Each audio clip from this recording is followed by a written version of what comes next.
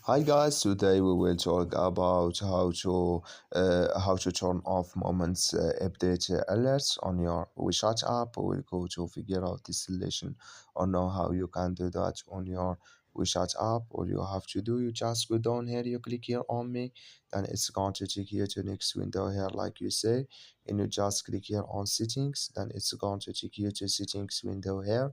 Then you just click here on message notifications and you come to our next window here.